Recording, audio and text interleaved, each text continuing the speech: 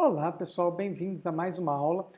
Essa aula é uma continuação da nossa aula de conceitos básicos, né? Ou seja, portanto esse vídeo vocês irão ver os últimos conceitos, né, que a gente tem para apresentar para vocês e depois vocês vão começar, nos vídeos seguintes vocês já vão ser introduzidos à linguagem de programação C, perfeito?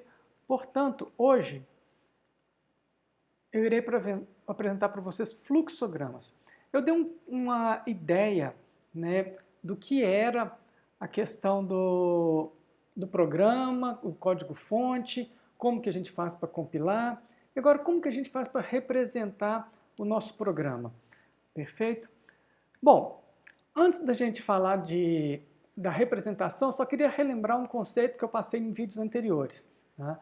O que é um programa de computador? Um programa de computador, na verdade, nada mais é do que uma sequência de instruções para executar uma tarefa. Perfeito? Nós vamos trabalhar nessa disciplina a programação estruturada. Nesse estilo de programação, digamos assim, tá? Nós vamos trabalhar com sequências, decisões e iterações ou repetições. Tá? E como que nós vamos representar, tá, essa estrutura?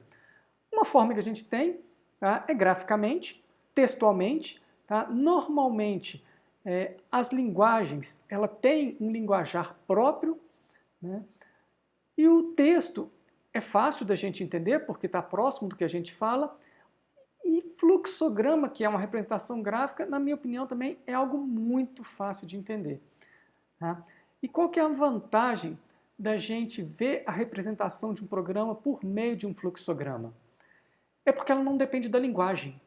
Então, um fluxograma, para executar uma determinada tarefa, ele pode ser convertido, digamos assim, por um programador para qualquer linguagem. Então, essa é a grande vantagem, pessoal, da gente entender um fluxograma. Né? Bom, se um programa é uma sequência, um desvio, né, ou seja, uma decisão ou uma iteração, como queremos representar cada uma dessas etapas?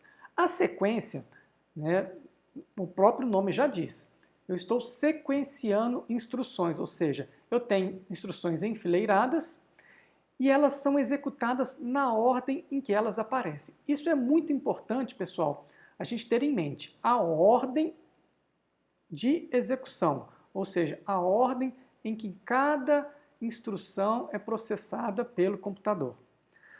Em um fluxograma, essas instruções a gente representa dentro de caixas, de retângulos, tá? De losangos, tá? Dependendo do modelo, da forma da instrução, vai ser uma estrutura diferente, uma representação diferente. Né? E a ordem é indicada por setas. Então, para a gente ter uma ideia de como que seria um fluxograma, de uma sequência de instruções, né, nós temos o início, representado por um círculo aqui, com o termo início. Depois aqui nós temos 4 instruções. A instrução 1 é a primeira instrução executada, seguido pela instrução 2, pela instrução 3 e pela instrução 4. Finalizando o algoritmo através dessa caixa aqui de fim. Ou seja, se a gente observar esse desenho, nessa representação gráfica, isso aqui pode ser um programa, tá, que vai executar uma determinada tarefa, não sei o que, nesse exemplo aqui. A gente sabe onde começa, sabe a ordem de execução e sabe onde termina. Perfeito? Então, o fluxograma, como vocês podem observar, ele é bem simples da gente entender. Então vamos ver como ficariam as nossas outras estruturas. Tá? Por exemplo, uma decisão. Para que serve uma decisão dentro de um programa? Tá? Normalmente é utilizado para um desvio. O que significa isso? Eu vou executar uma instrução ou um conjunto de instruções de acordo com o resultado de uma condição. Ou seja, então eu vou formular uma condição. Se essa condição for atendida, eu vou executar um determinado conjunto de instruções. Se ela não for atendida, eu vou executar outras instruções ou não executar nada. Vai depender de como essa estrutura vai funcionar. Então, pessoal, graficamente, o que nós temos? Tá? nós temos essa condição, tá? Representada aqui por esse losango ou diamante, né? Então, essa condição. E algo interessante, se ela for verdadeira, eu vou executar os comandos aqui de 1 até n. Agora, se ela for falsa, eu pulo para a próxima instrução seguinte, depois que termina aqueles comandos de 1 a n. Então, observem que nesse exemplo aqui, eu executo um conjunto de instruções se a minha condição for verdadeira. Ou não executo nenhuma instrução se a minha condição for falsa. Esse tipo de estrutura, chamada estrutura de decisão ou estrutura condicional, né, ela é muito utilizada em programas de computador. Né? É praticamente inviável a gente construir um programa sem uma tomada de decisão. Né? E mais para frente vocês vão entender do que a gente está falando aqui. Tá? Eu vou apresentar esses estruturas de decisões mais para frente, quando a gente estiver realmente programando, né? Mas vocês já têm de antemão aqui uma noção. Por exemplo, se eu preciso fazer um programa que vai executar uma determinada tarefa dependendo do sexo da pessoa. Então ali a minha condição pode verificar, se o sexo for masculino, eu vou executar esse tipo de instrução. Se o sexo for feminino, vou executar uma outra instrução. Situações que a gente pode encontrar, por exemplo, eu estou produzindo conteúdos para a internet. E aí eu posso querer saber a idade do meu público. Então, se for uma criança, eu não posso exibir, por exemplo, determinados conteúdos. Se for adolescente, eu já quero um determinado conteúdo. Se for um adulto, para outro conteúdo. Então, vocês observaram aqui que eu falei com frequência se isso. Já fica uma dica aí de como que nós iremos tratar essas decisões dentro do nosso programa. Bom, a nossa próxima estrutura, né, seria a iteração. A estrutura de iteração ou repetição, ou então laço, tá, como é o nome que vocês vão encontrar em alguns livros, né, ela é utilizada para quê? Para repetir a execução de uma instrução, ou seja, para realizar uma mesma instrução diversas vezes. Quantas vezes? Isso daí vai depender de como o seu programa vai trabalhar ou o que ele precisa realizar. Esse número de vezes pode ser pré-determinado, ou seja, eu já sei de antemão quantas vezes eu preciso repetir aquele conjunto de instruções ou aquela instrução, ou ela pode ser repetida de acordo com o resultado de uma condição. Então, se a gente observar, tá, o fluxograma, ele é um pouco parecido com a estrutura de decisão, ou seja, a gente tem uma condição que, se ela for satisfeita, ou seja, se essa condição for verdadeira, eu vou executar o conjunto de instruções aqui de 1 a n. Observem o seguinte, se a gente seguir a seta, ela volta e revalida essa condição, verifica se a condição ainda é válida. Se ela for válida, eu vou continuar nesse processo aqui, tá, iterativamente, até que a minha condição deixe de ser satisfeita. A partir do momento que ela não for satisfeita, ou seja, que ela for falsa, eu continuo para um outro trecho do meu programa. Perfeito? Os comandos de iteração, né, eles são uma forma muito eficiente da gente não ter que ficar escrevendo o mesmo trecho de código diversas vezes dentro do meu programa. Tá? E eu preciso... Isso é muito comum, né? Quem está acostumado a jogar sabe que de tempos em tempos algumas ações acontecem rotineiramente nos jogos, ou seja, então eu tenho que repetir ações ali dentro, né? Não só em jogos, em todos os programas, né? Praticamente todos os programas que que iremos desenvolver aqui ao longo do curso, nós trabalharemos com estruturas de repetição. Perfeito? Bem, então, um fluxograma, tá? Como vocês observaram, nada mais é que uma representação gráfica, né? Então, nós temos um início, um conjunto de instruções e um fim. Aqui eu voltei para aquela nossa sequência, porém isso pode ser composto por uma sequência, um desvio, uma iteração, tá? independentemente aí da forma, né, do nosso programa. Vai depender, na verdade, o quê? Do que o programa vai fazer. Né? Bom, eu estou aqui falando em programa, em instruções, né? Agora vamos trazer um pouco do linguajar que a gente utiliza na disciplina. Bom, um programa de computador, eu já disse que é uma sequência de instruções. Essas instruções têm que ser claras, elas não podem ser ambíguas, porque o computador não vai conseguir distinguir isso, nós conseguiríamos, mas o computador não. Né? O conjunto dessas instruções, elas são estruturadas de acordo com essas estruturas que eu mostrei anteriormente. E nós chamamos o conjunto dessas estruturas de algoritmo. Então, um algoritmo, ele é uma sequência de etapas, uma sequência de instruções. Né? Quando eu falo sequência aqui, pode ser desvio, pode ser iteração. Tá? E os algoritmos, eles são utilizados para resolver os problemas que nós temos aqui na disciplina, ou problemas do dia a dia. Né? Nós utilizamos algoritmos para resolver diversos problemas em nossas vidas. Né? Se eu quero, por exemplo, fazer um bolo, eu vou seguir uma receita. Uma receita, o que é? É um conjunto de instruções, tá? Ou seja, etapas que temos que seguir para fazer um bolo. Então, nós temos ali uma receita, nada mais é que um algoritmo. Ou seja, então, quando a gente traz essa sequência de etapas para a computação, nós chamamos de algoritmo. Tá? E se a gente observar, tá, os nossos algoritmos normalmente serão compostos por 3 etapas. A etapa de entrada de dados, a etapa de processamento desses dados que nós lemos e a etapa de saída de dados, ou seja, a impressão dos resultados.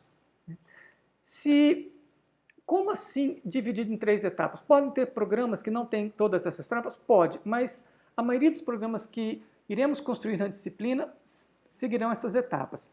Quando a gente fala em etapas, a etapa de entrada, por exemplo, o programa irá solicitar que o usuário informe os dados de entrada. Então, se ele vai resolver uma equação matemática, provavelmente ele vai precisar informar os valores de entrada, ou seja, os valores das variáveis daquela equação matemática.